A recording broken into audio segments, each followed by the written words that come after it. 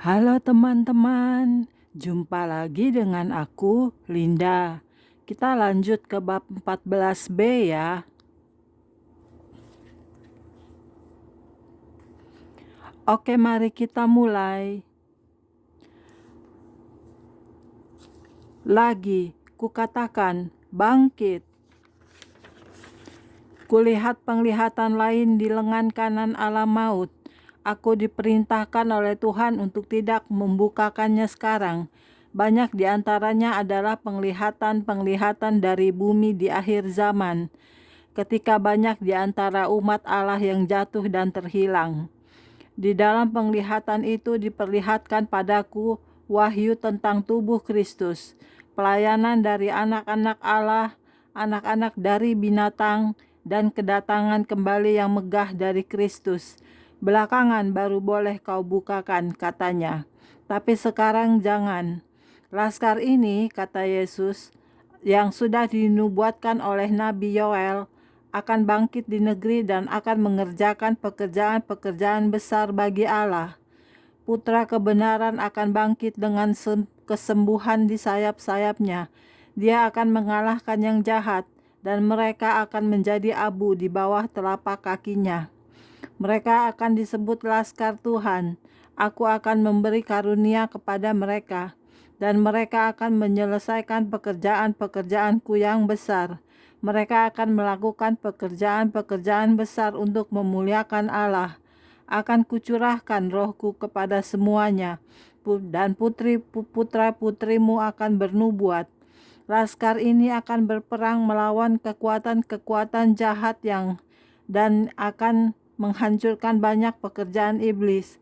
Mereka akan memenangkan banyak jiwa untuk Kristus sebelum binatang jahat muncul, kata Tuhan. Yesus berkata, "Marilah, sudah waktunya pulang." Akhirnya kami meninggalkan penglihatan dan lengan kiri alam maut. Aku bergembira sekali.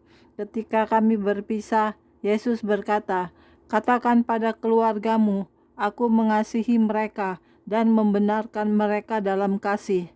Katakan pada mereka bahwa aku mau menjaga mereka dari kejahatan kalau mereka mau mempercayaiku." Pembaca, gunakanlah referensi Alkitab di halaman belakang dari buku ini. Allah mengatakan untuk menuliskannya di sana. Bab 15, Hari-hari Yoel. Kudengar suara berkata, "Tuliskan, karena hal-hal ini pasti dan benar." Kembali aku bersama-sama Tuhan dalam roh. Dia terangkat tinggi dan suaranya seperti guntur. "Lihat, oh bumi, hal ini sedang terjadi, sudah terjadi, dan akan datang. Akulah yang pertama dan yang terakhir. Layani aku, Sang Pencipta, karena aku memberi hidup dan bukan maut. Bangkit dari kejahatanmu dan berserulah kepadaku. Aku akan membebaskan dan melepaskanmu. Hal-hal yang kau baca di dalam buku ini memang benar dan akan segera terjadi. Bertobatlah, saatnya sudah di ambang pintu. Tuhan yang mulia akan segera datang. Bersiap-siaplah karena kau tidak tahu hari maupun jamnya. Akan besar upahnya untuk mereka yang menantikan kedatanganku. Aku akan memberkati mereka yang telah menjaga imannya dan telah melayani aku dalam keadilan dan kebenaran. Sebelum mereka sadari, hal itu akan terjadi pada mereka. Sudah kusiapkan berkat untuk mereka yang setia pada panggilannya dan mereka yang tidak menyangkal namaku. Kukatakan, jika umatku berseru dalam namaku, mau merendahkan diri, merendahkan hatinya, dan berdoa, aku akan mengampuni mereka, menyembuhkan mereka, dan memulihkan kekalahan mereka. Aku mau mendengarkan dan membebaskan dan menyelamatkan semua yang percaya dan berseru dalam namaku. Adakan pertemuan yang hikmat, kumpulkan tua-tua dan seluruh penduduk negeri ke dalam rumahku, dan berserulah kepadaku. Aduh, karena hari Tuhan datang seperti pencuri pada malam hari. Harinya sudah di ambang pintu. Percayalah kepadaku, dan aku akan memulihkan engkau dari tahun-tahun yang sudah dilalap belalang-belalang, cacing-cacing, dan ulat bulu. Laskar besarku yang sudah kupanggil tidak akan memecahkan barisan maupun langkah mereka.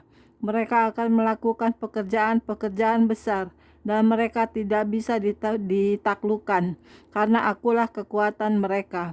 Suara mereka akan berbunyi seperti trompet, seperti geledek, dan semua akan tahu bahwa akulah Tuhan Allahmu. Tuhan Yesus terkasih, adalah doaku supaya aku dianggap layak di dalam laskar ini. Aku ingin masuk dalam laskar ini, tapi aku tahu aku harus suci dan kudus, sama seperti Yesus adalah suci dan kudus. Oleh darah Yesus yang sudah tercurah, aku telah dibersihkan dari semua ketidakbenaran. Tolonglah aku supaya mempunyai hati yang bertobat, bebas dari semua kebencian dan kepahitan. Bapa, aku tahu bahwa banyak umat-Mu yang tertidur. Aku khawatir Kau harus memecahkan bejana tanah liat dan merendahkan kami, kalau hal itu akan menjadikan buah-buah kebenaran.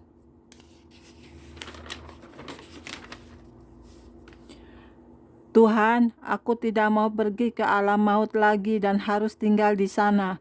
Oh Tuhan, tolong aku untuk memperingatkan orang-orang.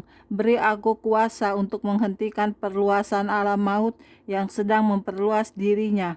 Tolonglah aku dan umat-Mu untuk menjadi baik hati, mengampuni, dan mengasihi satu sama lain. Tolonglah kami untuk setiap saat berkata benar. Aku tahu bahwa Tuhan Yesus Kristus akan segera kembali dan upahnya ada padanya. Aku tahu bahwa pesanku pada dunia adalah bertobat, karena hari Tuhan sudah di ambang pintu. Bapa, aku tidak menghendaki darah dari umat ini ditimpakan padaku.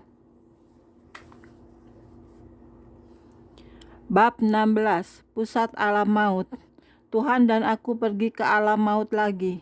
Yesus berkata kepadaku, "Anakku, untuk maksud inilah kau dilahirkan, untuk menuliskan dan menceritakan apa yang sudah kukatakan dan kutunjukkan padamu, karena hal-hal ini adalah pasti dan benar. Dari semua, kupanggil engkau untuk mengatakan pada dunia lewat dirimu bahwa alam maut itu ada, tapi kuberikan jalan keluarnya. Takkan kutunjukkan semua bagian alam maut kepadamu. Banyak hal-hal yang tersembunyi yang tidak bisa kubukakan kepadamu, tapi banyak hal yang akan kutunjukkan padamu. Sekarang mari, lihatlah kuasa-kuasa gelap dan kesudahannya." Kami pergi lagi ke perut alam maut dan mulai berjalan ke lubang yang sempit. Aku menengok untuk melihat kami ini masuk kemana, dan ternyata kami berada di langkah di samping sebuah sel di pusat alam maut. Kami berhenti di depan sebuah sel yang dihuni oleh seorang wanita cantik. Di atas selnya ada huruf-huruf B, C. Kudengar wanita itu berkata, "Tuhan, aku tahu suatu hari kau akan datang. Tolong keluarkan aku dari tempat penyiksaan ini." Dia mengenakan pakaian zaman kuno dan dia sangat cantik. Aku tahu dia sudah berabad-abad berada di tempat ini dan tidak bisa mati. Jiwanya disiksa. Dia mulai menarik keruji selnya dan menangis. Dengan lembut Yesus berkata, "Damai, tenanglah." Dia bercakap-cakap dengannya dengan suara penuh kesedihan. "Wanita, kau tahu kenapa kau berada di sini?" "Ya Tuhan," katanya, "tapi aku bisa berubah. Aku ingat ketika kau menyuruh yang lain-lain keluar dari Firdaus. Aku ingat firman-Mu tentang keselamatan. Aku mau menjadi baik sekarang," tangisnya, "dan aku mau melayani Engkau." Dia mencengkram ruji-ruji selnya dengan kepalanya yang kecil dan mulai berteriak, "Keluarkan aku, keluarkan aku." Meskipun begitu, di depan mata kami dia mulai berubah. Pakaiannya mulai terbakar, dagingnya mulai berjatuhan, dan apa yang tertinggal hanyalah sebuah kerangka hitam dengan lubang-lubang mata yang terbakar dan kerangka yang berisi jiwa.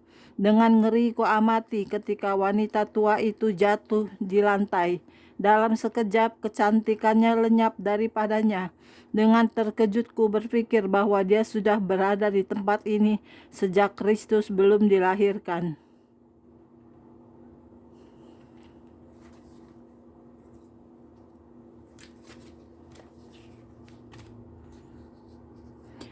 Oke, sekian dulu untuk hari ini videonya ya. Kita lanjut di video berikutnya.